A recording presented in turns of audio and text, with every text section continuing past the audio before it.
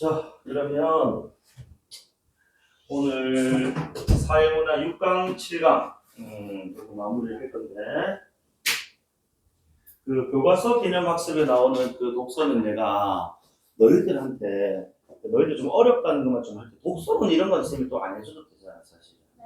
그래서 너희들가 한번 훑어보고 이건 좀 했으면 좋겠다는 게 있으면 그거 위주로 좀 하겠습니다. 오케이? 자, 일단 오늘 사회문화 답끝을 낼 거니까 일단 135페이지 해서 선생님 이거 프린트는 너희들 나중에 또 필요할 수 있으니까 일단 드리고요. 패드로 할 친구는 패드로 하셔도 됩니다. 오케이? 자, 그럼 일단 우리 135페이지에 사회문화 6강 한번 해볼 건데 일단 6강에서 이제 경제지문, 경제적인 어떤 이제 얘기가 나오는데 어쨌든 우리가 소득과 관련해서 이제 이 사회가 좀 불평등하냐, 평등하냐 뭐 이런 얘기를 하고 있는 지문입니다. 그래서 가정 6강은 좀 이 지문 이제 전체 7강 중에서 되게 좀 수월하지 않겠는가. 그 다음에 7강이 관세 나오거든. 여러분 아마 요즘 뉴스에서 관세 얘기 많이 들으실 거예요. 요 놈은 좀 이슈가 되고 있기 때문에 관세 지금 이제 관련해가지고 트럼프는 지랄이 얘기 많잖아요, 이제. 그래서 그거는 또 이제 지금 시의성이 있어서 출제될 가능성이 높지 않겠다 싶습니다. 예, 6강보다는 일단 6강까지 한번 해볼게요. 자, 그래서 우리나라를 비롯한 많은 선진국들이 경제성장을 통해 풍요로움을 누리게 되었죠. 우리 뭐 7, 80년대 그지 산업성장. 자, 하지만 경제적 풍요로움 속에서도 중요한 이 사회 문제로 부각되고 있는 것 중 하나가 바로 뭡니까? 계층과 소득 격차입니다. 소득의 불평등. 이거는 소득의 어떤 불평등한 분배와 관련해서 결국에는 이 인간이 사회적 동물이라는 것은 인간의 생산물이 공동 작업의 산물이라는 의미를 내포하는 것인데, 그러니까 인간을 보고 사회적 동물이다라고 하는 말은 결국 그 만들어낸 게 그지 공동으로 그지 우리가 만들어서 생산해서 만든 것이다라는 의미를 내포하는 거야. 그럼 만약에 그 생산물이 실제적으로 공동 작업의 산물이라면은 당연히 뭐 돼야 된다고? 공동 작업의 산물이니까 평등하게 공평하게 분배돼야 되는 게 당연한 어떤 이치라는 거지. 그래서 또 사회 지속적인 성장과 발전을 위해서라도 지속적 성장과 발전이라는 목표를 이루기 위해서라도 소득 불평등 문제는 해소가 돼야 되는 거지. 그런 문제라는 거예요.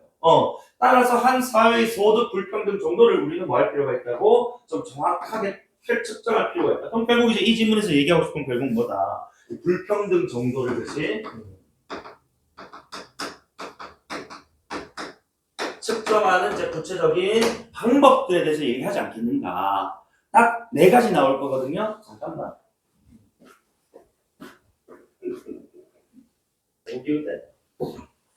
되나? 자, 그래서 결국에는 이제 불평등 정도라는 것을 우리가 정확하게 측정할 필요가 있다. 여기에 대해서. 그런데 이 소득 불평등 정도는 절대 우리가 낚이면 안 되는 게 절대적인 건 아니에요. 측정 방식의 방법에 따라서 다르게 나타날 수 있다는 것이죠. 그래서 이 방법 4가지를 우리가 체크해 볼 겁니다. 자, 그리고 특히 여기 나온 뭐 지니 계수, 로렌츠 곡선이야 우리가 빈출도 이제 개념들이었어요. 화제이었단 말이지. 그래서 모의고사 준비를 하면서 한두 번쯤은 좀 봤을 법한 지금 곡선의 형태거든요.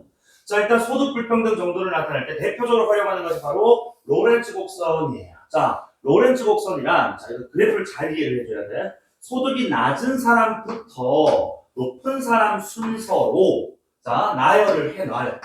그리고 인구 누적 비율하고 그다음에 소득의 누적 비율 얘네들의 관계를 표시하는 곡선이다라는 거야. 자, 그러니까 지금 여기 보면은 지금 이제 X축 같은 경우에는 인구 누적 비율. 그러니까 우리가 만약에 예를 들어서 A라는 국가고 이렇게 쉽게 우리가 A 국가의 인구는 전체 총 인구는 100명이라고 합시다. 그치? 그러면은 이때 인구 누적 비율 1명이면 1%, 100명이면 100%가 되는 거잖아요. 그치? 그리고 여기 이제 Y축 여기 보시면은 누적 소득 비율이에요. 그치? 소득 누적 비율. 그래서 A 국가에서 지금 예를 들어서 100만 원을 벌었다 이거야.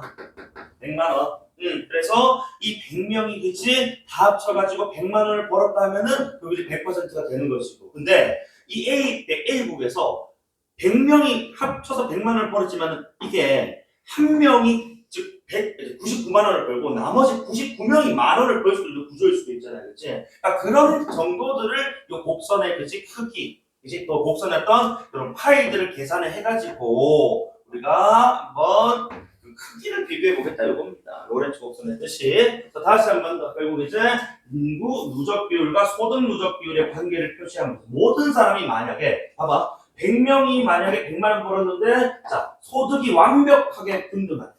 그럼 너희들은 자 이 A 국가의 한 명 한 명은 지금 한 명당 소득이 얼마라는 거야? 우리 100만 원이라면 한 명당 다 지금 만 원을 벌고 있는 구조라는 거예요. 다 동일한 거예요. 그러니까 전체 소득이 만약에 100만 원이라면 맞지? 그러니까 만약에 완벽하게 균등한 거니까 이거 비율이거든. 그러니까 다 만 원씩 벌어서 100만 원이 된 거라는 거야. 이해되니? 그렇게 되면은 이제 결국 로렌츠 곡선은 뭐가 되는 거야? 45도의 요 곡선이 되는 거야. 왜? 한 명 벌었을 때 1만 원. 맞아? 그럼 자 모두 자 똑같은 한 명이 만 원 벌 때 25명이 번 건 얼마야? 25만 원. 아니 50명 벌었을 때 얼마야? 50만 원. 100만 벌면 아니 100만 원 벌면 100명이 100만 원 벌면 100% 된단 말이야. 이제 이런 식으로 지금 자 요 노란색 곡선 같은 경우에는 결국에는 소득이 완벽하게 균등한 경우 이런 45도 직선 대각선으로 그려집니다. 이거는 그럼 결국에 아주 공평한 아주 평등한 지금 상황일 거야. 소득의 분배에 있어서 그치? 자 그래서 이를 완전 또 균등선이라고 부른답니다. 자 이렇게 표시되어 있어. 그치? 그다음에 네 소득이 이제 이렇게 우리가 모든 사람이 다 똑같이 만 원을 벌 수는 없거든. 그치? 그러니까 불균등한 경우가 생길 수밖에 없다 이거예요. 자, 그때는 자, 결국 이 로렌츠 곡선의 요 문장을 펼쳐야 돼요. 자, 완전 균등선, 즉 요 45도 직선이 있었죠, 그죠? 요 곡선, 요 직선의 어디로 가야 된다고? 밑으로 가야 된다. 잘 들어봐라. 아까 내가 누적 인구 비율 한 명 해서는 25명 25만 원, 50명 50만 원 쭉쭉쭉. 요건 이제 모두가 균등할 텐데 이런 경우가 있을 수가 있다고. 자, 예를 들어 가지고 인구 누적 비율이 쫙 가는데 여기 지금 100%가 됐을 때 이제 100번째 사람이 자기 혼자 얼마를 벌 수도 있다고 100만 원을 다 벌 수가 있는 구조가 있어요. 나머지 99명은 빵원인데 지 혼자 100만 원 벌면 그렇지 100%일 때 나머지 다 빵, 여기까지 다 빵이야. 누적 비율까지 99%까지는 빵인데 갑자기 집어서 100%딱 채워버린단 말이야. 즉 결국에 여기 요 점 있죠. 요 점 너희 표시해봐. 요 점. 로렌츠 곡선에서는 여기는 인구 누적 비율이 100일 때 소득 누적 비율이 이제 100일. 그치? 요 경우. 즉, 자, 요 하얀색 직선 있지? 맞아? 요 하얀색 직선인 경우에는 최대 아주 불평등한 상태라고 봐야 된다는 거야. 지 혼자 다 벌었어. 맞아? 그래서 결국 자, 이렇게 로렌츠 곡선 지금 A와 B가 지금 나오고 있는데 자, 봐봐. A 사회와 B 사회의 곡선을 각각 A와 B라고 표현한다면 로렌츠 곡선 A보다 누가 지금 더 B 곡선이 조금 더 어디에 가깝다고? 요 하얀색 점에 가깝잖아. 맞니? 그러니까 A 국가하고 B 국가하고 비교하면 누가 더 불평등하다? 누가 더 불평등? B가 더 불평등, 더 가까운 여기 불평등에 가까운 거예요. 그럼 누가 더 평등하다? A가 더 평등하다. 이런 뜻이에요. 로렌츠 곡선 보는 방법은 이렇습니다. 자, 그래서 결국에는, 자, 이 완전 균등선에서 멀다라는 표현 쓸 수도 있고, 그치? 반대로 얘기하면은 완전 균등선에서 멀다는 것은 저기 바로 요죠. 그치? 이 완전 불평등의 그치? 그치? 지수가 커진다, 이런 뜻입니다. 그래서 요거는 이렇게 표현 한번 해볼게요. 그래서 로렌츠 곡선에서, 자, 결국에는 완전 균등선과의 거리, 그치? 자, 완전 균등선의 거리가 멀어질수록 불평등에 가까운 거잖아. 맞지? 또는 완전 균등선과 가까우면서 노란선과 가까워지면은 불평등이 줄어드는 평등한 것이기 때문에 이렇게 해서 표현을 좀 해볼게요. 알겠죠? 자, 어쨌든 그러므로 A보다 B가 더 불평등이다. 이렇게 표현, 완전 균등선 멀기 때문에 이렇게 표현할 수도 있고 여기는 불평등 지수에 가장 가깝기 때문에 라고 표현할 수도 있고. 자, 그래서 다음 단락인데, 그래서 요 다음 단락 쌤이 요 그림을 띄워놓고 좀 읽을게요. 그래서 자, 만약인데 이 로렌츠 곡선이라고 하면 결국 이제 이 곡선에 포함되는 지금 뭐야? 자, 요런 지금 이제 이 그래프를 항상 지금 그리고 다녀야 되는데 그래프를 항상 그리고 다닐 수도 없는 노릇이고, 그지? 그래서 이건 조금 더 뭐야? 자, 좀 더 정확하게 할 수 있는 방법 중 하나가 바로 지니 계수라는 거지. 계수니까 뭐야? 계산 값으로 그지? 내겠다는 거, 산출하겠다는 겁니다. 자, 저 지니 계수는요 완전 균등선과 로렌츠 곡선 사이의 뭐를 면적, 그치? 면적을 뭐 나누고 곱하고 뭐 이런 식으로 해서 그치? 결국 봐. 그래서 완전 균등선과 로렌츠 곡선 사이의 면적을 완전 균등선 아래 면적으로 나눈 값이란 말이야. 그럼 쌤이 일부러 지금 네모 동그라미 면적 때 표현을 했는데 결국 자, 이 지니 계수라는 것은 쉽게 얘기하면 이렇게 한번 해볼게. 자, 예를 들어서 우리 B곡선, B국가에 자, 이 그래프가 이렇게 있다라고 하자. 이걸 우리가 요 지금 파이를 내가 알파라고 잡을게. 그지? 그러면은 완전 균등선 아래의 면적을 다 포함하면 알파 플러스 지금 뭐야? 요 음영 처리 안 돼 있는 베타까지 포함이 돼야 되는 거야. 이해되니? 그러니까 요 알파 플러스 베타 분의 알파로 나타내는 것이 바로 지니 계수다라고 보면 된다는 거지. 이해되니? 빼보잖아. 그리고 완전 균등선과 로렌츠 곡선 사이 즉 요거 알파야. 맞아? 이 알파를 완전 균등선 아래니까 알파 플러스 베타로 남은 값이라는 말이지.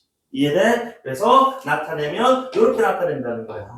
알파 플러스 베타분의 알파다. 이해됩니까? 이거 우리 기출 지문이기 때문에 그렇게 막 낯설지가 않을 것입니다. 자, 어쨌든 그래서 결국 0으로부터 1까지의 숫자로 표현된다. 그래서 너희들 잘 이제 이해를 해주셔야 된다. 왜냐면 이거 수적으로 계산해 볼게. 만약에 이 국가가 너무 평등한 거야. 그러면 이 알파의 지금 크기가 어떻게 돼버리는 거다? 0이 돼버리는 거야. 노란색 직선이 돼버리니까. 그럼 분자가 0이니까 그 값은 뭐일 수밖에 없어? 자연스럽게 0일 수밖에 없다. 그치? 그런데 얘들아, 자, 만약에 이 국가가 아까 내가 흰색 요선 있지, 흰색 선. 너무 불평등한 거야. 그치? 그러면은, 자, 요 전체가 결국 뭐야? 완전 균등선과 로렌츠 곡선 사이의 면적인 알파가 돼버리는 거거든. 그럼 그때는 지금 베타가 없잖아. 알파분의 알파니까 뭐가 되는 거야? 1이 된다. 그래서 지니 개수의 그 값은 0으로부터 1이 나오는데 0에 수렴할수록 뭐하다? 평등. 이제 1에 수렴할수록 뭐다?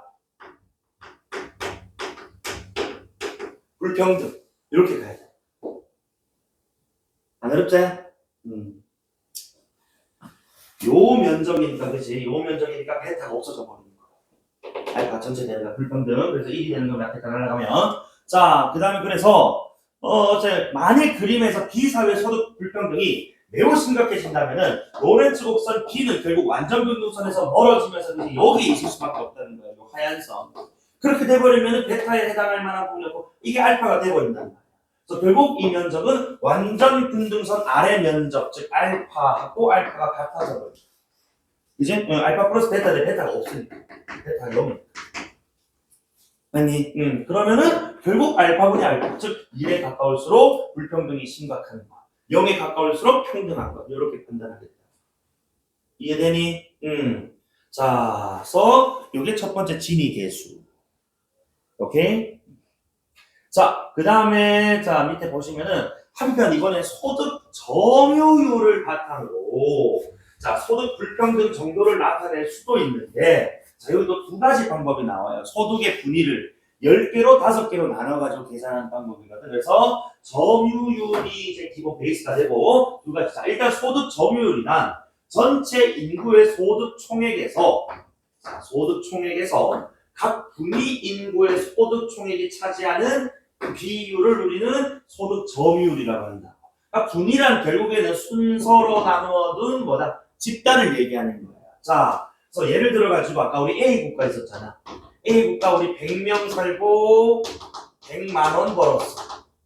맞지? 자, 그래서 요 100명을 요렇게 이제 뭐야? 10개의 지금 이제 파이로 나누겠다. 이거 10분위 분배율. 그치? 그래서 10분의 분배율로 나눴을 때 자, 이렇게 지금 만약에 모든 가구가 뭐 동일하면 다 지금 10%, 10%, 이제 다 10만씩 벌 거예요.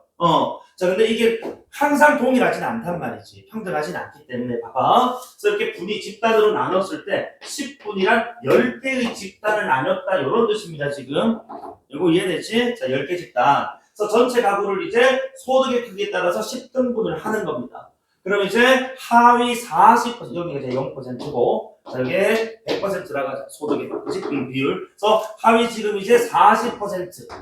여기 있는 요만큼, 그치? 자, 이 점유율을 상위 20% 위에 있는, 그치? 자, 상위 20%니까 상위 이제 80, 90%, 100%에 해당하는 거죠. 요 친구들로 나누겠다는 거예요. 그래서, 자, 이 값은 근데, 자, 결국 클수록 뭐 할 수밖에 없는 거다. 자, 균등한 분배 상태. 왜냐면은, 이거 너희도 계산 한번 해봐. 똑같잖아. 이것도 우리 수학식으로 바꾸면은, 자, 니은이었나? 니은이 안 났네. 기억만 지니게 해주셨어? 10분의 분배율.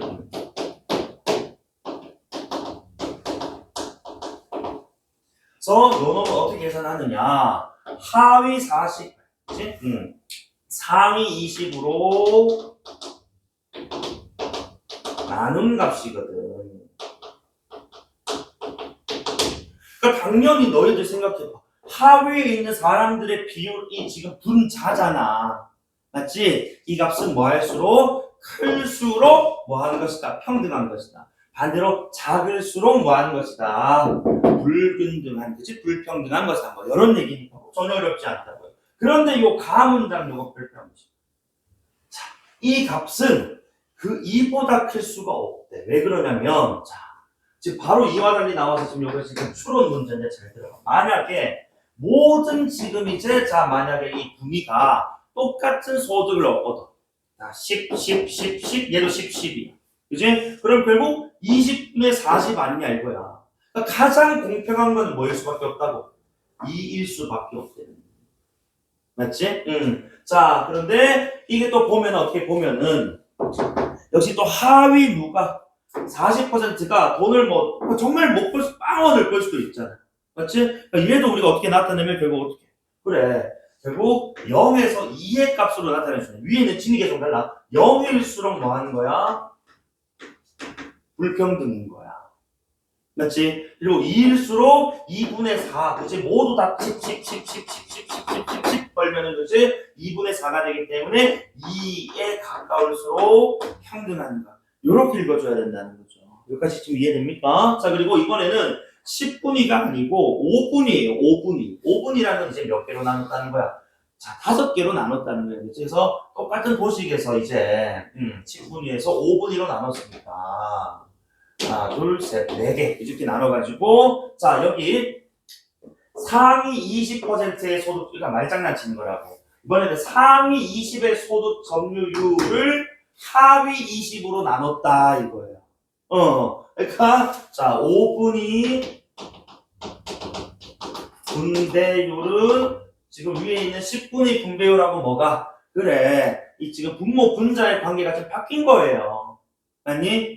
그러니까 누가 지금 상위 20%가 분자 자리로 들어가고 하위 40%가 그치? 즉 여기 있는 요 40%, 그다음에 여기 있는 요 20%인데 요게 지금 이제 분자 분모 관계가 바뀌었으니까 너희 머릿속으로 뭐 해야 돼? 아 얘는 클수록 평등이었어. 얘는 클수록 뭐야? 불평등이네. 당연히 분자 자리가 상위니까 상위가 더 많이 벌어가 버리면 그렇지? 불평등일 수밖에 없거든. 얘는 오히려 작을수록, 즉 분모 자리가 클수록 뭐 하는 거야? 평등한 거잖아요. 응? 상위, 하위 20이야. 20. 20. 야, 여기는 20. 오케이. 야, 놓쳤다. 여기. 맞지? 그래서 어쨌든 간에, 자, 분모가 크고, 분자가 크고, 이런 관계들이 여러분, 저보다 더 잘하실 거니까, 그치? 그래서 결국, 5분위 분배율 값이 클수록 얘는 뭐라고? 소득 불평등이 심거고. 완전히 이제 이거는 분모 분자 자리가 그치? 상이냐 하위냐, 이런 관계로만 딱 접근하면 되니까. 아니, 자, 그래서 요것도 예를 들어주긴 하는데, 뭐 예시할 때 중요한 건 아닙니다. 예를 들어서 5분위 배율이 이제, 이 값이 6이라면, 소득 상위 20%가 하위 20%보다 6배 많은 점유율을 차지한다 이거예요. 만약에 6이 나왔다는 것은. 그래서 그 차이를 직관적으로 받아들일 수가 있겠더라라는 거야. 그러니까 어쨌든 간에 자 만약에 이 값이 그치 우리가 평등하다면은 결국 뭐야? 1인 거야. 1. 그치? 그래서 얘는 1로부터 자 상위의 그치 값이 계속 커질수록 뭐 하는 거라고? 불평등한 거라고. 그래서 1일수록 1에 수렴할수록 평등한 것이고 그지? 그 값이 계속해서 커지면 커질수록 불평등한 것 요렇게 좀 가야 된다. 이해됩니까? 자, 그 다음에 이렇게 근데 우리 10분위 분배율에서 왜 상위 20과 하위 40, 왜 5분위에서 하위 상위 20을 그걸 비교하는지에 대해서는 합리적인 근거로 설명하기가 좀 어렵답니다. 왜 하필 40, 20, 20, 20인지. 그래서 이에 대해 가브리엘 팔마라는 사람이 수년간의 연구를 했어요. 그래서 그 연구 결과, 자, 여러 국가에서 이런 결과를 나타냈다. 상위 11%부터 60%, 바꿔 얘기하면은, 지금 이제 상위 지금 10%, 이제, 그 다음에, 요거는 이제 상위 기준으로 60%니까 하위 몇 퍼센트? 40%. 여기 적을 필요 없다. 밑에 나올 거니까. 그러니까, 요 두 지금 이제 분위 말고 얘네들은 거의 필수, 고정이라는 거야. 그래서, 야, 너희 분배율 10분위, 5분위 때 너희들 설명 잘 못했지? 난 이거 연구했다? 그래서 나는 요거 가지고 얘기할 거야. 그래서 중간 소득계층의 50%는 필수니까 놔두고 결국 상위 10%, 하위 40% 얘네들에서 지금 이제 갭이 발생하는 거. 그래서 나는 변수들을 얘네로 잡을 거야. 그래서 결국 소득 불평등 정도를 파악하기 위해서는 이들의 소득 점유율을 비교해야 된다. 그래서 얘는 자 우리 팔마제의 자, 접근에 따른 팔마의 분배율에 따르면은 뭐 분해 자 결국 소득 상위 10%의 점유율을 자 소득 점유율 하위 40%로 나누는 것이니까 자 상위 10% 하위 40% 이렇게 가겠다는 거야. 그러면 얘들아 이 만약에 팔마 지수에 대해서 그치 접근했을 때 가장 평등하다면은 결국 상위 10이랑 하위 40이랑 결국 뭐야 그 구간이 같아야 된다는 거잖아. 그럼 가장 평등하려면 결국 뭐 해야 된다고? 4분의 1, 0.25. 요게 가장 평등할 거야. 맞니? 자, 그런데 결국 역시 또 분자가 누구니까? 아까 5분위 분배가 같이 마찬가지로 상위죠. 그렇죠? 그러니까 상위가 자, 값이 커지면 커질수록 결국 이제 그 값 자체가 커지는 것이니까요. 그래서 불평등 지수는 기하급수적으로 커질 수밖에 없어요. 상위가 많이 가져가는 만큼 그럼 결국 뭐야? 하위가 더 적게 가져간다는 뜻이니까요. 이렇게 요 네 가지만 딱 여러분 정리해 주시면 이 집은 절대 어려운 게 아닙니다. 그래서 문제를 이제 생각하고 풀어볼 건데 적절하지 않은 것은 해서 일단 자 내용 확인하는 문제 1번선 있지. 소득 점유율이 높을수록 그러니까 점유율이 높을수록 해서 상위 몇 프로일 수 있는데 전체 인구 전체 인구의 지금 소득 점유율 비율을 나눠놓은 건데 어떻게 소득 점유율 내가 상위 1%라고 전체 갑자기 인구의 소득의 총액이 늘어나는 거야? 아니 요 값이 정해져 있지. 이해돼? 비율이 높아지는 것이지. 맞아? 점유율이 높다는 것은 그 전체 인구의 소득 총액에서 내가 차지하는 비율이 높아지는 것이 갑자기 소득 총액이 많아지지는 않는다고요. 그래서 정답은 1번이죠. 너무 어이가 없었다는 선택인 것 같고 자 다시 모든 사람의 소득이 완전히 균등한 경우 5분위 배율값 5분위는 20분의 20이야. 20%분의 20%니까 그치? 1이어야 된다는 거야. 이거 예전에 3번에 로렌츠 곡선에서 인구 누적 비율은 아까 자 우리 XY축에서 그치? 자 0%, 0명에서 1명부터 100명까지 이렇게 쭉 누적 비율. 그래서 각각 누적됐을 때 소득의 누적 비율은 어떻게 됐는가? 이렇게 그렸던 거야. 그 다음에 4번에 로렌츠 곡선에서 이 완전 균등선이 다시보다 가까워질수록 불평등 완화, 이꼴 뭐다? 평등이다. 이렇게 읽을 수 있는 것이죠. 그래서 아까 말씀드린 것처럼 완전 균등선과의 거리가 가깝다는 것은 불평등이 낮다는 것이니까. 불평등이 낮다는 것과 평등이 높은 거니까. 맞지? 불평등과 평등 반대의 관계잖아요. 자, 그다음에 많은 선진국들이 아까 1문단에서 시작했을 때 얘기해요. 경제적으로 풍요로웠지만은 계층 간 소득 불평등이 심화되는 문제들이 이제 드러났다. 자, 그 다음에 아마 팔마 우리 그 제 분배율이 니은이었을 거야. 맞지? 그래서 지니 계수하고 팔마 계수하고 좀 비교하라는 겁니다. 자, 그러면 어쨌든 기업과 달리 니은은 1에 가까울수록 불평등이 심하다. 1에 가까울수록 1에 가깝다라는 거 지금 누구 얘기 나와야 돼? 기업이야. 우리 팔마 계수는 1보다 훨씬 더 큰 값이 도출될 거거든. 불평등할 거면. 그래서 1에 가까울수록 불평등이 심화되는 것은 니은과 달리 기업은 이거는 반대 진술이겠고 다음 2번에 자 기업과 달리 니은은 팔마계수는 소득 수준이 높은 구성원의 소득과 소득 수준이 낮은 구성원의 소득을 비교. 그렇지. 얘는 지금 상하위를 나눴지만은 위에는 로렌츠 곡선은 지금 뭐야? 그냥 지금 이제 인구 누적 비율하고 소득 비율하고만 구분했었지, 그렇지? 이것을 상하위 소득 기준으로 나눈 게 아니란 말입니다. 그렇기 때문에 정답은 2번이다라는 거예요.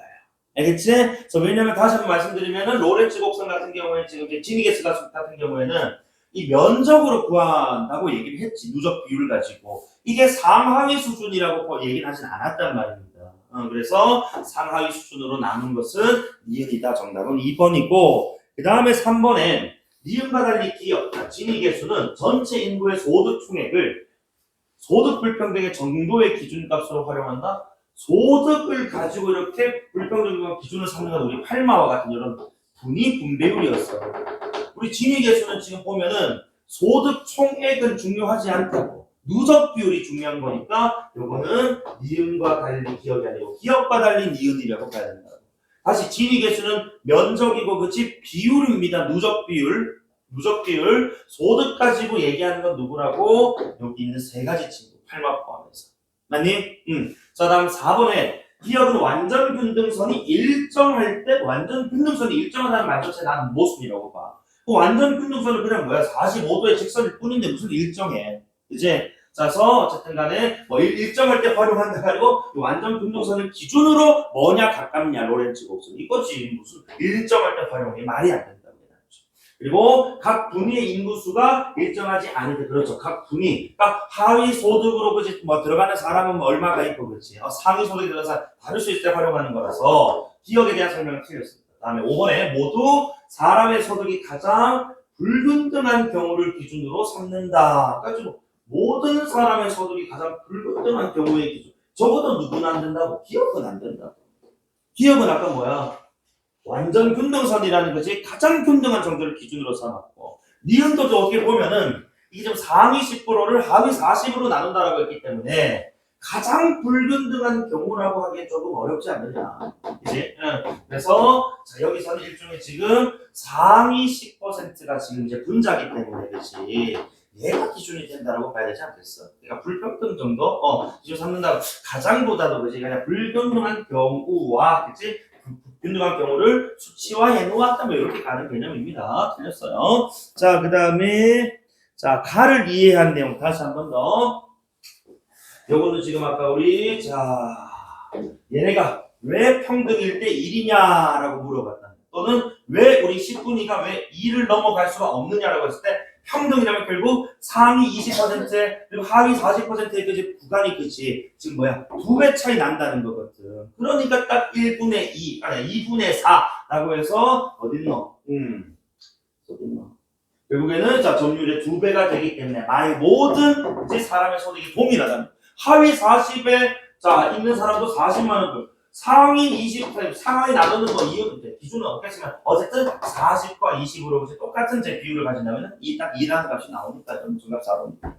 그 다음에 자 4번 문제인데 요거 조금 귀찮은데 자 요거 숫자 요거 잘 보면서 하면 돼. 알겠지? 자 그래서 1번 선택지부터 한번 가보면은 여러분 자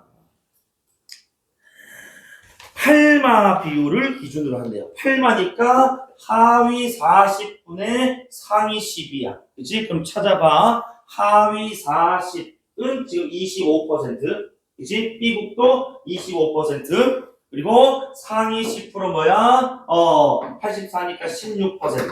그치? 요것도 16%.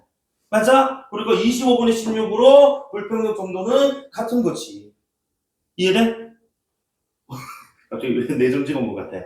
이해되잖아? 16%요? 몇 말이에요? 뺀 거예요? 뺀 거지.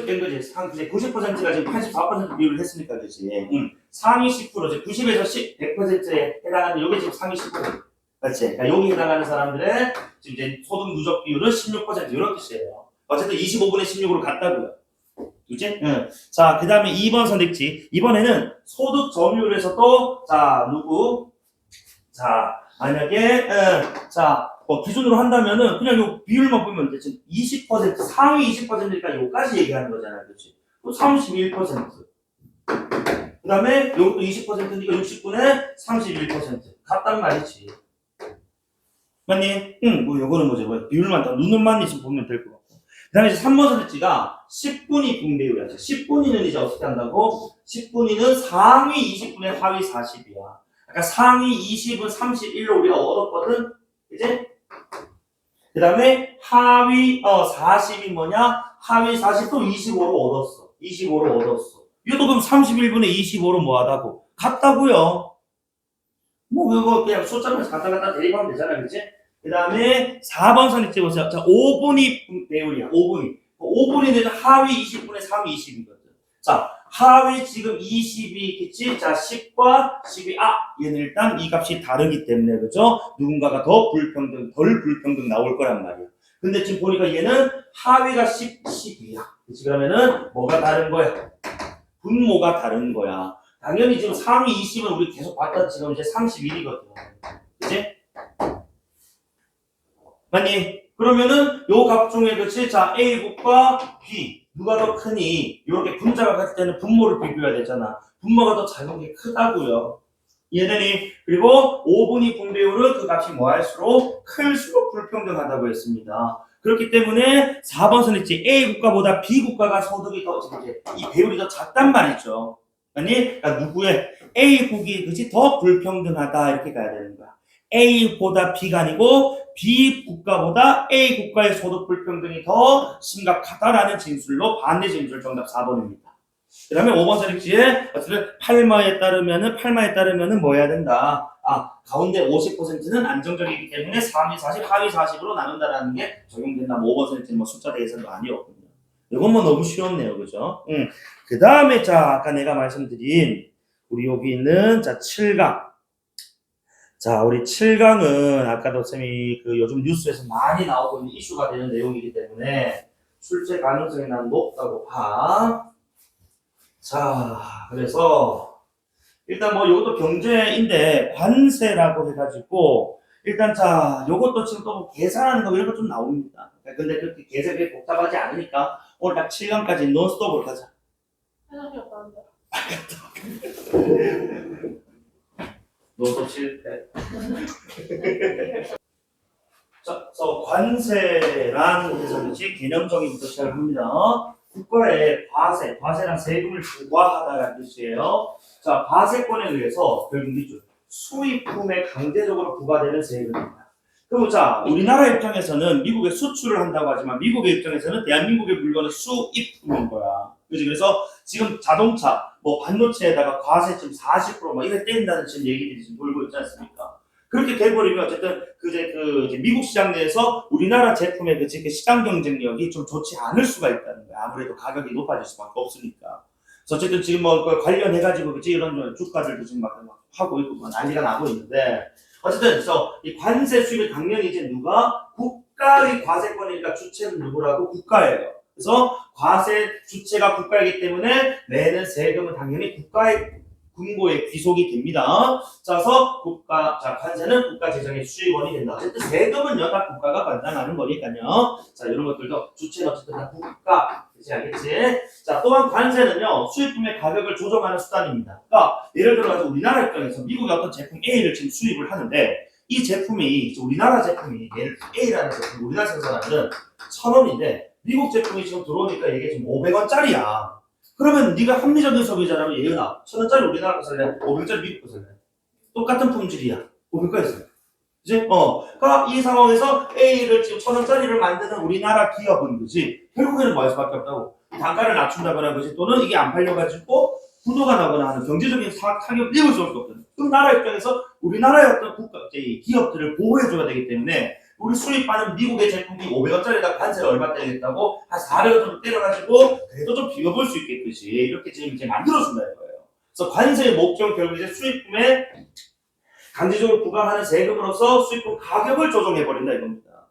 그래서 결국 수입권에 영향을 미친다. 그래서 결국 이제 경제적인 상황에 영향을 크게 미칠 수밖에 없다는 거예요. 국가가 수출이. 그래서 결국 수입품의 경우에 근데 부담한 관세만큼 자기들이 그치 이렇게 부담한 관세만큼 결국 뭐 할 수밖에 없다고. 가격을 올릴 수밖에 없거든. 그러니까 우리나라에 그치 자 결국에는 자 세금을 400원 내고 그리고 우리나라 사람들한테 그것을 얼마로 팔아가지고 900원을 팔아가지고 자기들이 낸 뭐야 이 세금을 충당하려고 들 거란 말이야.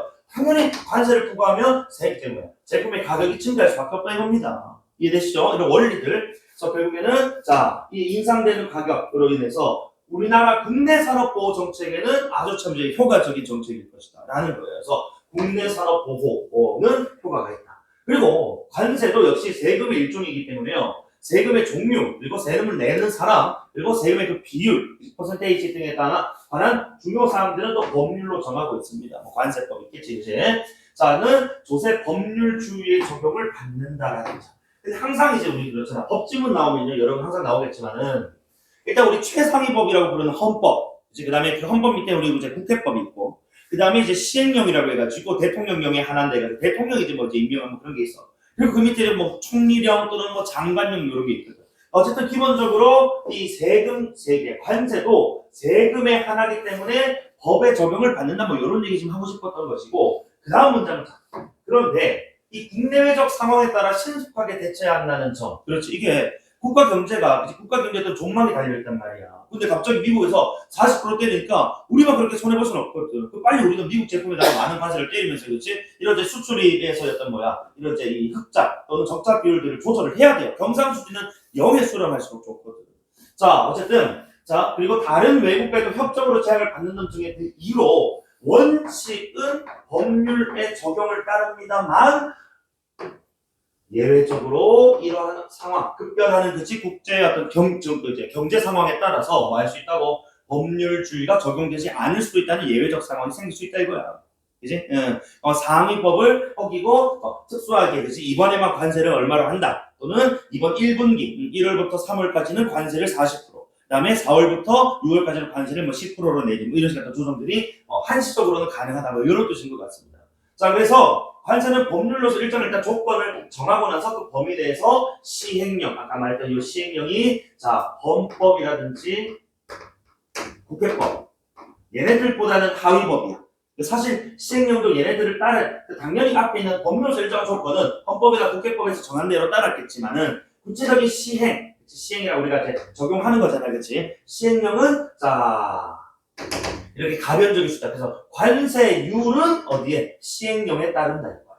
일지 위에 있는 종류나 납세자나 세율은 헌법, 국회법과 같은 상위법에 따릅니다만 관세율, 그 관세의 비율 얼마를 우리가 적용할 것인가는 국무총리 또는 뭐 총리, 누구야? 대통령령과 같은 시행령으로 전하는 이런 뜻입니다. 자, 그래서 어쨌든 간에 관세라는 것, 그래서 수입품에 부과하는 세금으로서 그렇지 당연히 그 세금은 국가로 귀속됩니다. 국가에 이제 들어간다 이런 뜻이에요. 국가가 뭐 하는 거니까 거두는 거니까. 자, 어쨌든 그 목적은 어쨌든 간에 수입품의 그 가격을 조정함으로써 국내산업 보호를 할 수도 있는 것이고, 그지? 내지는 여기 나와 있는 것처럼 국내외적 상황에 따라 신속하게 어떤 경제적인 대처 상황을 위해, 그지? 자, 다만 관세도 자, 큰 틀로서는 그치 법률 조세주의를 따르지만 조세 법률주의 받듯 이 조세율 같은 관세율이지 관세의 비율 같은 경우에는 뭘 따른다? 국무총리 내지는 대통령 같은 시행령을 따른다. 그치? 그래서 법률에서는 기본적으로 아까 이제 종류, 납세자 또는 뭐 납세 대상 물품 품목 이런 것들 얘기하는 거겠지. 그래서 큰 틀은 법률을 따르되 관세율은 시행령이다. 그 이유는 그치? 위에 나와 있듯이 그치? 자, 신속하게 대처를 해야 되고, 그치? 또는 자 외국과의 협정 등의 그치 그런 이유로. 그래서 예를 들어서 우리나라가 지금 미국하고는 이렇게 관세 가지고 뭔가 조금 하지만 약간 좀 이제 그 갈등 관계가 좀 있습니다만. 타국에서는 또 괜찮단 말이죠. 이 지금 여러분 뉴스 보시면 이런 얘기 나와 지금. 미국이 지금 이렇게 관세들을 막 올리니까 이거 지금 대한민국하고 일본이 손잡고 있는 거 알아? 우리 대미 그 수출에 있어서 일본과 대한민국의 비율이 되게 높거든. 미국 대상 수출하는. 그러니까 미국이나 일본이나 우리나라 입장에서는 힘을 모을 수밖에 없는 거야. 그러니까 이런 거 있어요. 이게 적의 적은 친구라고. 맞아. 그러니까 미국에게 있어서 그렇지. 적은 또 일본이니까 또 일본 우리들 친구가 될 수 있거든. 우리 상황이 비슷하니까. 그런 좀 얘기가 많더라. 어쨌든 이런 얘기고. 그럼 결국 우리 또 사회지원 또 패턴 딱 뻔하지 않습니까? 과연 또 관세를 얼마나 적용하고, 그치? 어떻게 적용할 것인가 이런 얘기가 나올 수밖에 없다고요. 자, 그래서 딱 한번 볼게. 이 문답입니다. 자, 관세는요 수입품의 가격 또는 그 수량을 과세 표준이라는 것은 그 대상으로 한다 이런 뜻입니다. 그러니까 두 가지 변수가 나왔어. 가격과 수량. 됐지? 그래서 자 가격을 과세 그 기준, 세금을 부과하는 기준으로 삼는 것을 우리는 뭐라고? 종가세. 그다음에 자 수량을 과세 표준으로 하는 것은 종량세라고 불러요. 뭐 이미 다 들어가 있지, 그렇지? 가격이고 량 수량이겠죠, 그죠? 자, 그래서 종가세는요 가장 일반적입니다. 가장 일반적이라는 말은 것이 가장 많이 쓴다 이런 뜻일 건데, 그래서 과세 표준이 되는 그 가격, 즉 과세 가격에 백분율로 표시된 관세율을 곱해서 관세액을 산출한다 이거야. 잠깐 끊어가 볼게. 그래서 종가세라는 종류가 있대, 관세. 그래서 종가세는 말 그대로 과세 표준이라는 것이 쉽게 얘기해서 우리가 세금을 부과하는 그 제품의 가격을 얘기하는 거예요. 알겠지? 그럼 과세 가격이라고 하자. 과세 가격. 게다가 관세율을 곱해서 더하는, 곱해서 산출하는. 그럼 이제 종량세는 또 뭐냐? 수입품의 가격이나 품질과 관계없이 이런 것들 체크 잘해라고 뭐뭐보다 뭐뭐 다르게 그치 달리 뭐뭐 관계없이 수량을 말 그대로 과세. 이때 말하는 수량이란 무게라든지 그치 면적 따위. 예를 들어서 우리가 A 물건을 지금 수입을 했을 때 그치 이 A 물건의 개수 아니 그 가격이 아니고 요것의 지금 킬로그램 수. 그래서 10kg당 내가 1,000원의 관세를 물리겠다. 이런 식으로 적용하는 종량세라는 거예요.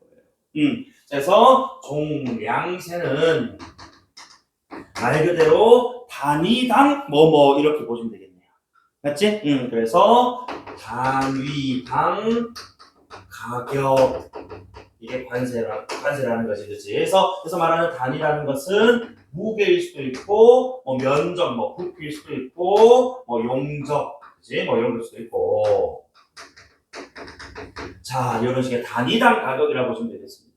자, 그리고 여기서 이제 단위당 몇 원 이런 식으로 그렇지 과세가 이루어지는데 한편 이 종가세와 종량세 중 어느 하나를 이제 우리가 선택해서 부과하는 것을 이제 우리는 선택과세라고 부르고, 그렇지? 종량세, 종과세를 모두 부과하는 것을 복합관세라고 부릅니다. 그러니까 선택관세하고, 그렇지? 그다음에 복합관세가 있는데, 그래서 선택과세는 말 그대로 앞서 나왔던 이 종가세, 종량세 중에 택 1 하나 고르는 거예요. 그렇지? 자, 그다음에 복합과세는 종가세와 종량세를 두 개 다 때리는 거야. 더하는 거지. 이제 이렇게 계산하겠다는 겁니다. 그리고 나서 이제 우리 가와 같은 이제 뭐 한다고 예시 주겠다는 거야. 그래서 내가 한번 이제 옆에 한번 예시 한번 적어줄게. 요거는 적고 조금 더 지울 거야. 자, 그래서 가와 같은 거 놔두자. 자, 수입품 A라는 지금 이제 제품이 있대요. A라는 제품. A가 있는데, 자, 이것이 지금 이제 1제곱미터를 수입한다고 가정해보자. 그래서 1제곱미터라고 하니까, 그치? 결국 종량세 얘기하는 것 같거든, 그치? 자, 그래서 A라는 제품이 있는데, 1제곱미터당 부과되는 종량세액을 제곱미터당 200원 종량세, 그 다음에 종가세율, 그 금액에 따라서 또 우리가 만약에 매긴다면, 10% 이렇게 가정을 합시다. 그러면 여기서 제곱미터당 수입 가격이 만약에 1,000원이야. 그러면은 1제곱미터에 대한 제 복합관세는 아까 지금 뭐야? 종량, 종가 다 더하는 거라고 했어. 맞아? 그러니까 만약에 1,000원짜리고 1제곱미터당 지금 얼마라고? 지금 200원이라고 했거든. 얘는 지금 품질이나 개수 상관없어. 그냥 단위야. 200원이고 아까 1,000원에다가 얼마를 물리겠다 했다고? 10% 물리겠다 했으니까 얼마인 거야? 100원을 물리는 거야. 맞아? 그러면은 복합관세는 얼마가 되는 겁니까? 300원 되는. 이해되니? 더하는 거니까. 자, 좋아요. 300원. 자, 그리고 실효세율이라는 게 실제로 세금을 내는 여기서 말하는 것은 실제 가격에 대한 실제 세금의 비율을 우리는 실효세율이라고 해요. 그러니까 1,000원짜리에다가 그치 결국 실제적으로는 10%만 문 게 아니고 얼마야? 200원 더해서 300원 물었으니까 그렇지. 실효세율은 실제 내가 지금 이제 파는 금액에 대한 세금 비율이야 30%가 되어더라. 이해되나? 자, 그런데 선택 관세를 만약에 하는 경우가 있다. 그때는 둘 중에 하나 좀 골라야 된다고 했는데 뭘 고르냐면 관세가 더 큰 쪽, 높은 쪽을 고르겠다 이겁니다. 그러면은 자, 예은아, 만약에 선택 관세를 물면은 종가세를 물겠어, 종량세를 물겠어. 종량세 200원 더 크니까, 그치? 선택 관세일 때는 200원의 세금. 그러면 이때 실효세율은 1000원에 200원이니까, 그치? 실효세율은 몇 퍼센트라고? 20%인 거지. 그러니까 이런 식으로 복합관세냐, 선택관세냐에 따라서 뭐가 다르다. 실효세율도 다르고 우리가 국가에서 얻는 관세도 다르다 이겁니다.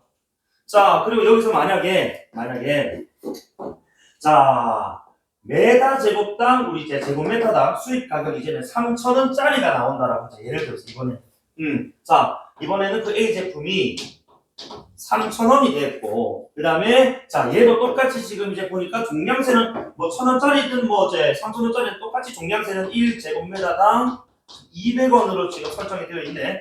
맞지? 그리고 만약에 3,000원이고, 만약에 여기서 지금, 자, 똑같이 얘도 10%로 지금 잡는 것 같아요. 그냥 말을 안 해서 그렇지. 종가세 300원이라고 되어 있으니까 10%를 매긴다라고 되어 있는 거거든. 자, 10%를 매기면은 300원이란 말이야. 여기서 이제 좀 달라진단 말이죠.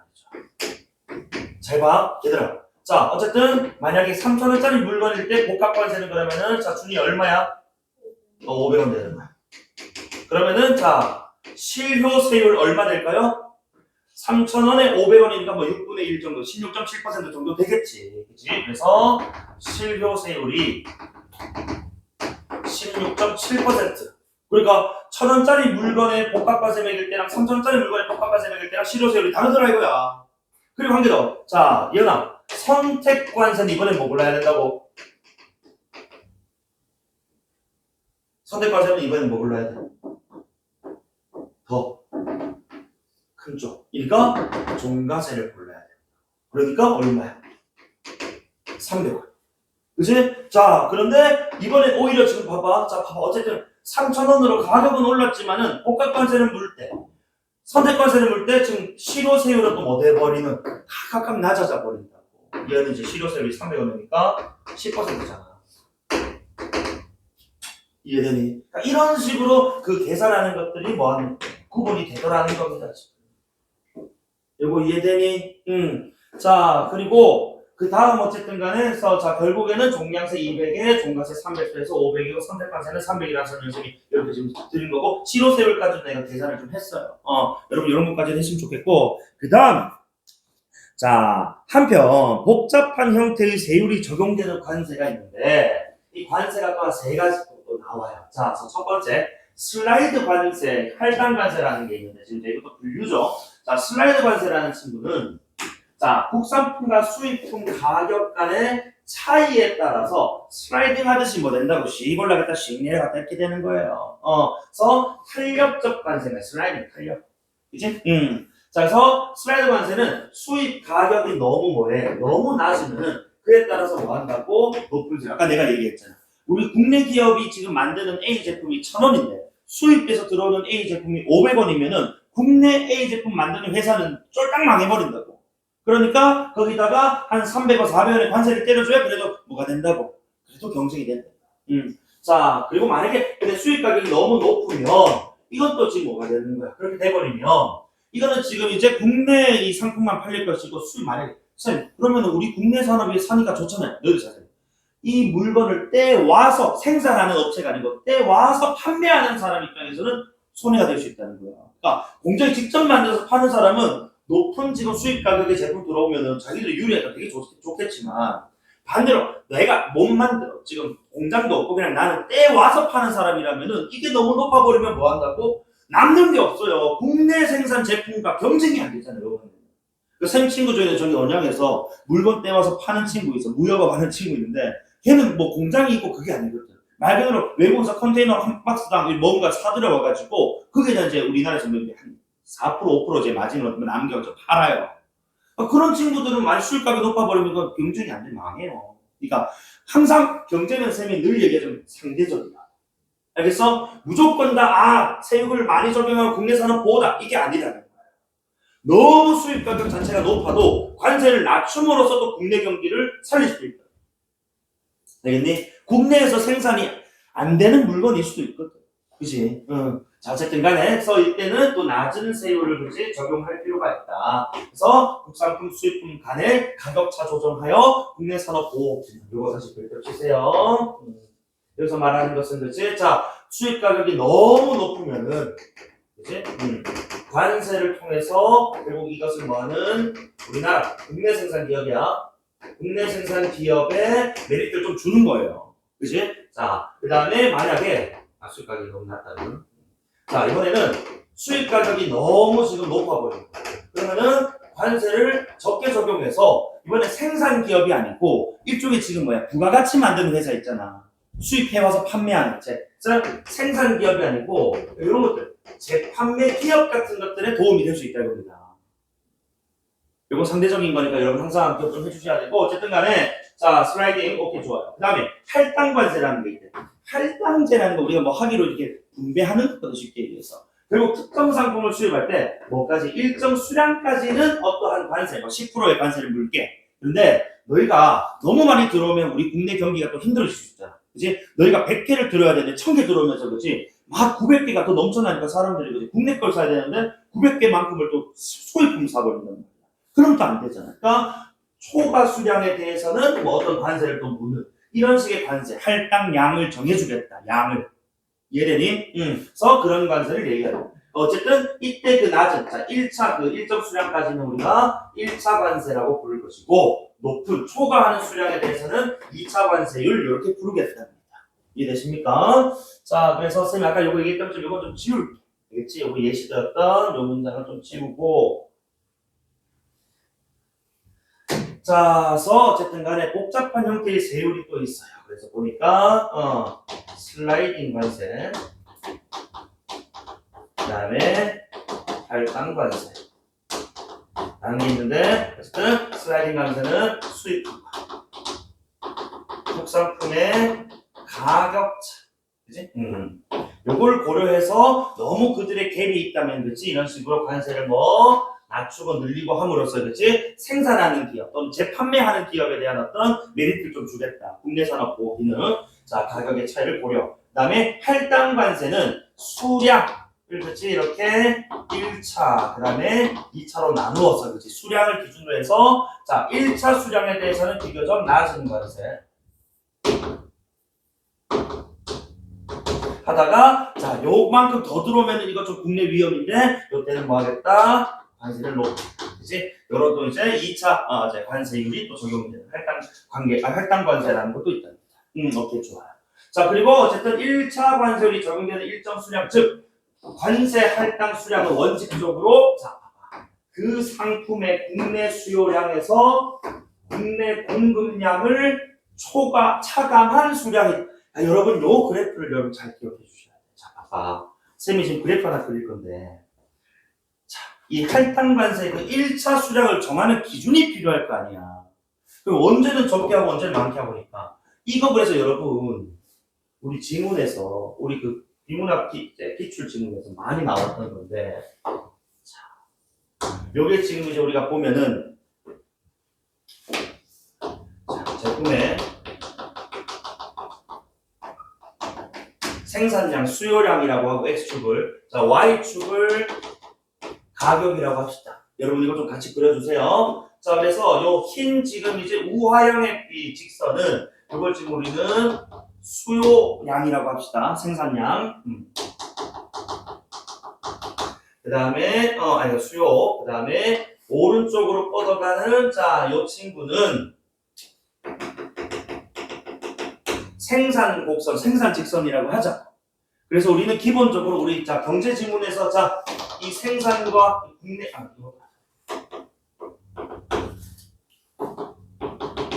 자 국내 생산량과 국내 수요가 이렇게 지금 일치하는 요 지점이 우리는 P0에서 그렇지 요때의 지금 이 생산량이 가장 적절한 거지. 가장 또 이제 이때 가격이 균형이 적정 가격, 균형 가격이라고 한다고. 그런데 이제 자, 이거 국내 가격이 이제 뭐가 들어와 버린다고? 자, 이제는 뭐가 들어왔다. 자, P1에 해당하는 수입품이 들어와 버린 거야. 가격이 훨씬 저렴한 그지 수입품이 들어와 버렸다고. 그랬더니 국내 지금 자 봐봐. 원래는 쌤 봐봐.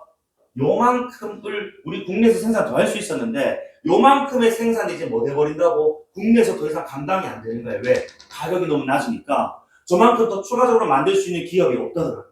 그래서 결국 뭐가 되어버렸다고? 생산량이 줄어들었다. 이해되니? 자, 그런데 자 생산량은 줄었지만 국내 생산 지금 줄었어. Q1이라고 할게. 알겠니? 자, 그런데 흰색 곡선에 따르면은 봐봐. 자, 흰색에 따르면 이 흰색 수요 곡선이거든. 사람들의 수요는 뭐 되어버렸다고? 늘어나 버렸다는 겁니다. 이해되니? 그러니까 요거는 지금 이제 내가 빨간색으로 Q2라고 표현할게요. 이해돼? 그러니까 아까 지금 여기서 말하는 그 상품의 국내 수요량은 쌤이 지금 그래프상으로 뭐? Q2. 아니? 국내 공급량, 국내 생산량을 지금 Q1이라고 표현했어.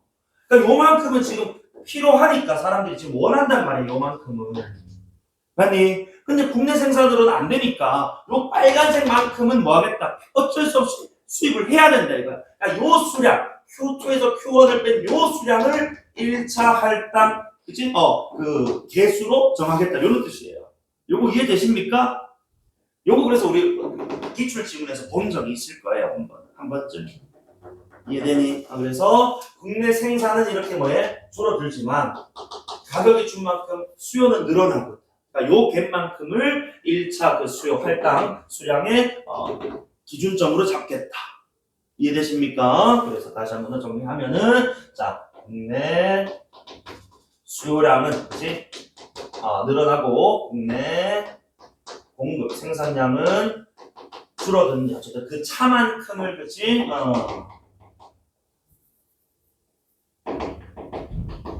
이렇게 1차 이제 할당 관세를 적용하는 수량으로 보겠다. 이 정도는 어쩔 수 없이 필요하니까 관세를 많이 물면 안 된다는 거에서 얘는 좀 적게 해주겠다.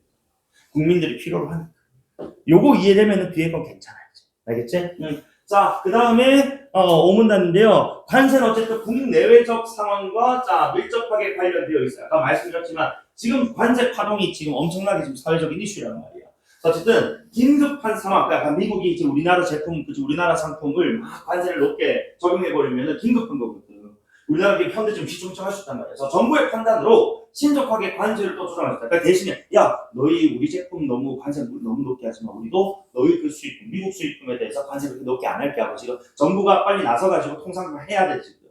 근데 지금 좀 힘든 상황인 것 같아요. 어쨌든 간에 긴급 관세라고 하는데 긴급 관세는 상황에 따라서 이렇게 늘리거나 낮추는 그런 걸 얘기하는 것 같습니다. 그래서 긴급 관세 크게 중요한 건 아닌 것 같아요. 그래서 긴급 관세라고도 있는데 어쨌든 이것을 지금 봐봐. 너희들 왜 아까 내가 좀 지웠지만은 왜 관세율은 시행령을 따르느냐의 그 이유를 얘기하라면은 바로 이런 상황들 때문이야. 만약에 이거를 국회법 헌법으로 정하면은 이 긴급 상황에 대처할 수가 없다는 겁니다. 그러므로 빨리 총리나 대통령이 빨리 뭐 해줘야 돼? 야, 관세 낮추자, 관세 높이자. 이럴 수 있어요. 이런 상황. 어쨌든 간에 긴급관세 수입품 가격이 급격하게 하락하는 상황에서 그 수입 상품이 이제 증가하는 현상이 일어나요. 또는 외국 상품의 수입 증가로 이와 동일하거나 또는 경합하는 상품을 생산하는 국내 산업이 중대한 손실을 우려할 때, 입을 우려가 있을 때와 같다. 어쨌든 역시 또 긴급 관세의 목적도 뭡니까? 국내 산업 보호를 목적으로 한다. 그치?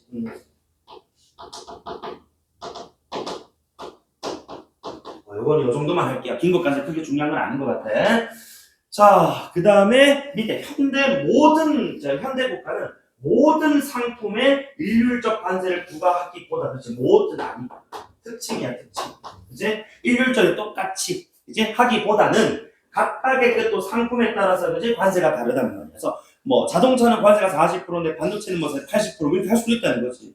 그래서 방식을 다르게 적용합니다. 그리고 조정을 합니다. 상품의 가격을 결국 변화시킵니다. 그러니까 어쨌든 간에 관세 결정 방식과 관세 어떤 그 비율에 따라서 상품의 가격도 변할 수 있다는 것이 아까 말씀드린 것처럼 관세를 높게 책정하면 해당 기업에서는 관세를 낼 만큼의 부분을 소비자에게로부터 받을 수밖에 없다는 거야. 당연히 높아질 수밖에 없는 거야.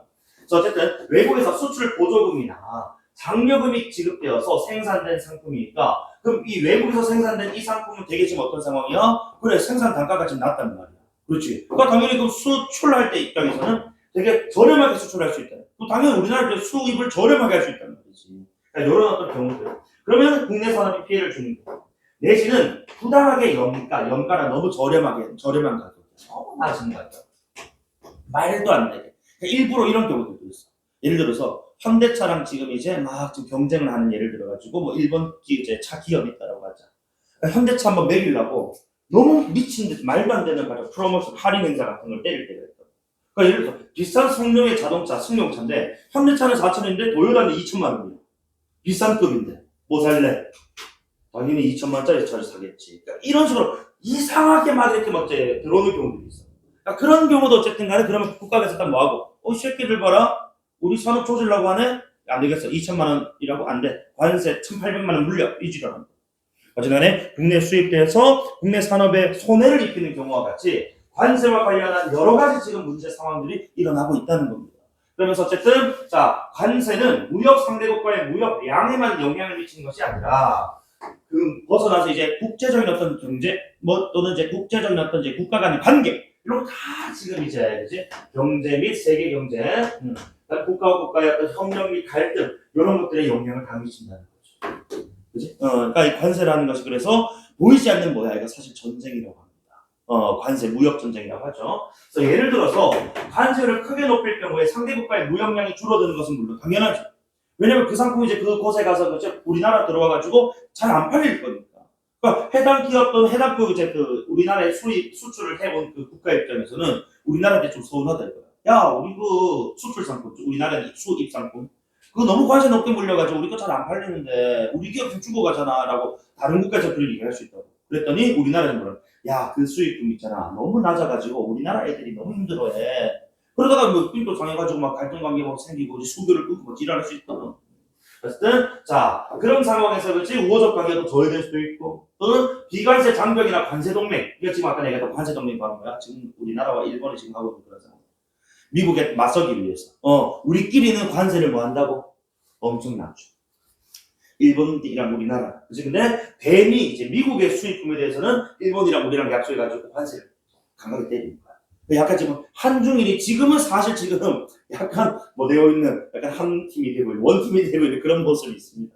이런 식의 상황들 그치? 일어날 수도 있고요. 또는 관세니만큼 국제 경제뿐만 아니라 국가 경제뿐만 아니라 국제 관계, 그치? 자 나라를 막론하고 아주 주요한 정책 수단으로서 널리 활용. 이거는 마지막 내가 따로 필기는 안 할게요. 여러분 읽어보시면 되는 거니까 정리만 따로 하시면 됩니다. 자, 그래서 1번 한번 해볼 건데 일단 국가적 차원에서 관세는 어떠한 기능을 하는가? 자, 어쨌든 위에 우리 마지막 단락, 그치? 국제 정세, 국가 간 관계, 우호적 관계라든지, 그치? 또는 국내 산업을 보호하는 뭐 이런 기능들을 합니다. 그 다음에 긴급 관세를 발동하는 상황에 대해서 얘기를 했지만은 어떤 절차 과정이 필요한지에 대해서는 나오지 않았어.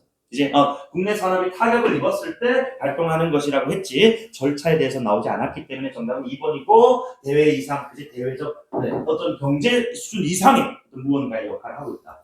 그리고 다시 4번을 펼치세요. 자, 엄격한 원래는 조세 법률주의 원칙을 따라야 합니다만 긴급한 상황들에 대해서는 그치 신속한 대처가 필요하기 때문에 시행령으로 그치 자 관세율을 정했다. 이해되십니까? 자 5번에 당연히 모든 상품에 이율적 관세를 부과하지 않는 그 이유는 뭐 때문이다. 국가가 그치 관계도 그렇고 그치 또 수출 보조금 뭐 이런 것들 있잖아요. 그치 보조금, 장려금 그런 것으로 인한 어떤 상대적인 차이들 그치 이렇게 보시면 돼요. 관세에 대한 상대적인 차이. 되나? 자, 그 다음에 기업과 니은인데, 기업이 뭐였지? 내가 또 까먹었네. 기업이 종가세 같은데? 그치? 내가 보니까. 종가세고, 니은이 종량세일 거야. 맞죠? 자, 그러면은, 자, 기업, 즉, 종가세는 동일 상품이라도 어쨌든 뭐야? 종가세는 가격 따지겠다. 오케이? 자, 다음에 2번 선했지? 자, 봐봐, 다시. 품질의 관계 없이, 그렇죠. 얘는 뭐해? 단위. 맞지? 내가 항상 선택지에서 이런 고려 없이 관계 없이 뭐뭐보다 뭐뭐와 달리 항상 조심하라고 했다. 그다음에 3번에 과세 가격이 그렇지 가격이 올라가면 종가세 올라갈 수밖에 없겠지.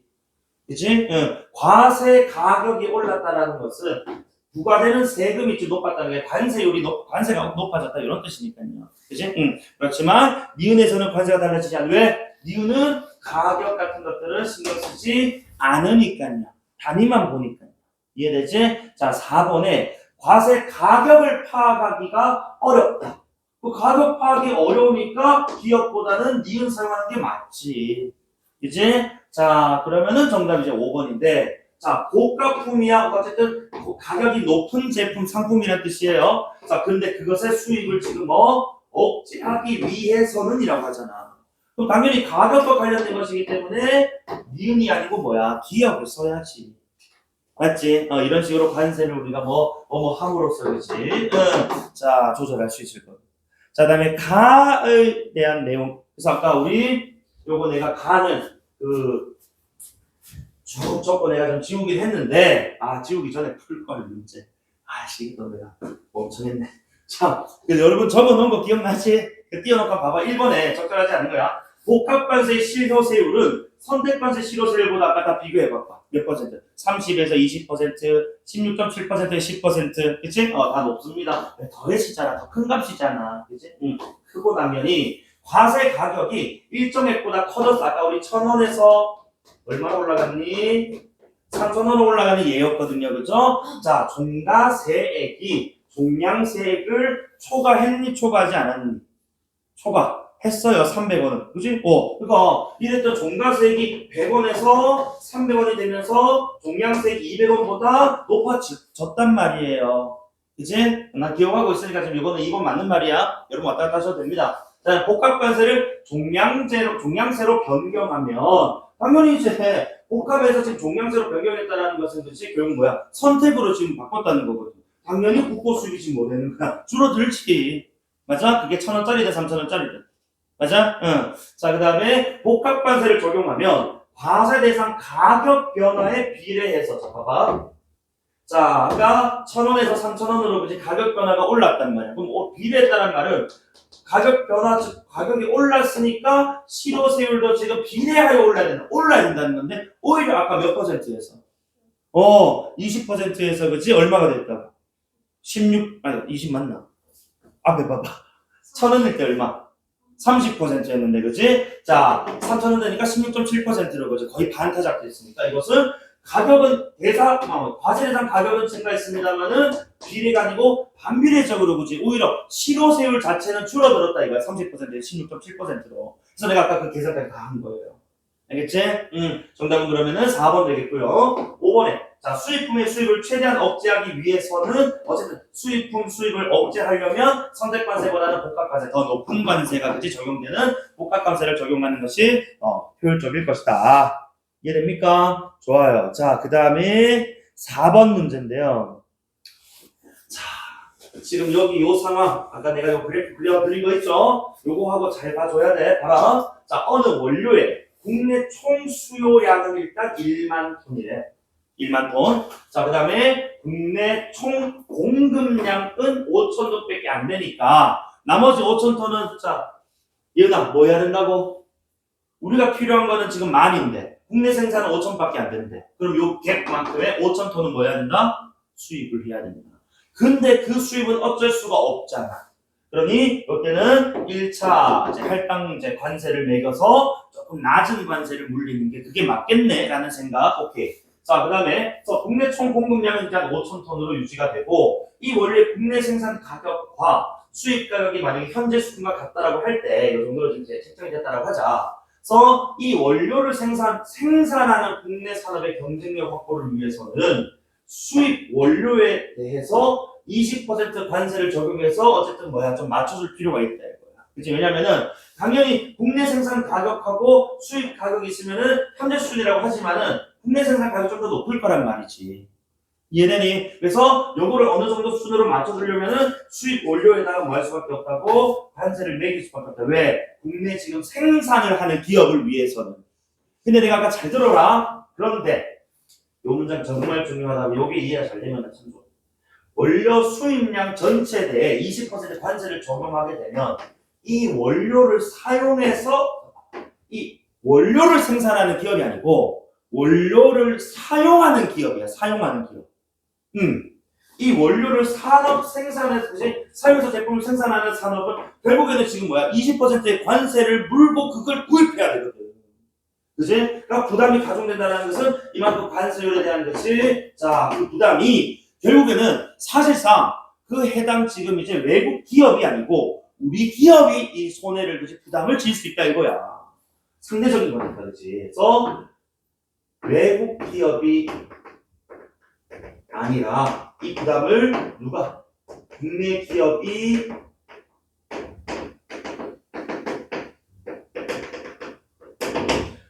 국내 기업이 부담할 수 있다는 걸 꼭 기억해 주셔야 돼요. 똑같이 생산 대 생산으로 붙으면은 관세를 적용했을 때 뭐 한다고 우리나라 기업을 보호할 수 있다.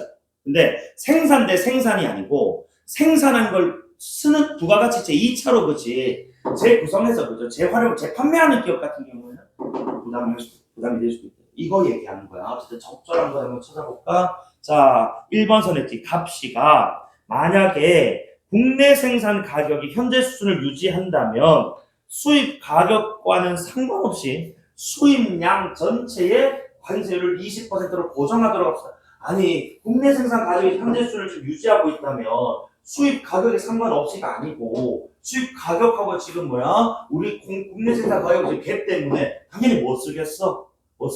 수입 가격에 그 제품 쓰는 게 맞다고. 근데 내가 그럼 주황색 얘기했잖아. 주황색과 같은 상황도 고려해야 되기 때문에 마냥 20%만 주장할 수는 없다 이거지. 주황색 이 값이는 너무 뭐만 생각한 거야? 생산 대 생산으로만 본 거야. 아니 주황색 입장을 이해하지 못했다. 이해돼서 1번 되게 좋은 선택지죠. 이해되니? 당연히 지금 20%하면 되죠? 안 된다고. 자 2번에 국내 생산 가격보다 원료 수입 가격이 낮을 수밖에 없는 상황일 거야. 그럼 높은 세율을 적용하고 원료의 수입 가격이 높으면 낮은 세율을 적용하도록 합시다라고 되어 있는데 이게 지금 어떤 상황이냐면 5,000톤만큼은 어쩔 수 없이 지금 뭐 해야 되는 거야? 어쩔 수 없이 지금 수입을 해야 돼. 그치? 그러니까 그런 상황에서 지금 당연히 수입 가격이 낮을 수밖에 없으니 자 부과는 해야 되는데 너무 높은 세율만을 또 고집할 수는 없다 이거예요. 이게 지금 무슨 상황이냐면 1차 할당 관세란 말이야. 너무 높게는 할 수 없다고. 그치? 여기서 말한 지금 이제 수입, 지금 이제 친구는 이 5,000톤은 말 그대로 1차 할당, 우리 지금 국내 수요를 맞추려면 어쩔 수 없이 해야 된다고. 얘는 너무 높은 관세 때리면 안 된다는 거야. 알겠지? 그러니까 우리 을씨도 좀 주황색 같은데 지금 이제 이 상황을 지금 이렇게 지금 1차 할당 같은 상황을 좀 이해하지 못하신 것 같고 병씨가 볼까? 자, 원료 수입 가격이 원료의 국내 원료 가격보다 낮아. 같은 말 유의랑. 자, 관세를 부과하지 말고 부과는 해야지. 부과는 하되 적정 수를 잘 찾아야 되는데 그게 어떻게 될지는 어떻게 합의가 될지는 모르겠다고. 그러니까 요것도 지금 신경 써줘야 되니까. 맞지? 자, 그 다음에 30% 하면은 죽어. 안 그래? 주황색 기업 진짜 죽는다고. 4번에 정시 가보자, 정시. 자, 정시. 국내 생산 가격과 수입 가격이 현재 수준을 유지한다면, 당연히 우리가 좀 높겠지. 원료 수입량 5,000톤에 대해서는 20%, 5,000톤에 대해서는 20%의 관세율을 적용한다. 20%면 뭐하다고? 높다. 그지? 자, 그래서 5,000톤 대해서는 20% 적용해주고, 나머지 수입량 추가겠지. 그러니까 얘네들 뭐겠어? 2차일 거야. 그러면 슬라이드 관세가 아니고 할당 관세 해야 되는 거야, 할당 관세. 5,000은 필요하니까 어쩔 수 없이 우리가 적용해야 되는 거라서 20보다는 좀 낮게 적용하고 2차 때부터는 20% 이상을 때리는 게 맞다 이거야. 알겠지? 그래서 4번 선택지도 참 좋은 선택지입니다. 그럼 정답 나온 건 5번입니다. 자, 5번 한번 봅시다. 자, 그래서 국내 생산 가격과 수입 가격이 현재 수준이 유지야.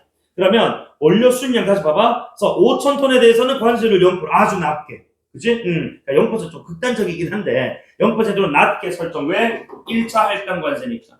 맞지? 0%. 그리고 5,000톤 초과하는 거에서는 얼마 한다고? 그때는 2차를 해야지. 그치? 요게 지금 이거는 이제 할당. 그치? 관세와 관련해서 적절한 선택지였다. 정답은 5번 되겠습니다. 이해됩니까? 그래서 오늘 여기까지 할 거고 일단은 그러면은 자 사회문화 파트는 우리가 다 마무리를 했어요. 그래서 이제 남은 게 또 교과서 개념학습 질문들인 것 같은데 지금 아까 말씀드린 것처럼 뭐 그 독서론 이런 것들은 쌤이 따로 뭐 시간 읽는 시간도 좀 아까워. 그래서 독서론 제외하고 너희가 훑어 봤을 때 또 학교 수업을 했을 때 좀 어려운 것들 있잖아요. 그지? 뭐 과학기술 개념이라든지 그런 것들 나오는 것 위주로 일단 내가 목요일 한번 짜볼게. 알겠지? 응. 자, 그럼 고생하셨고 문학하고 그 문법도 복습하셔야 됩니다. 네.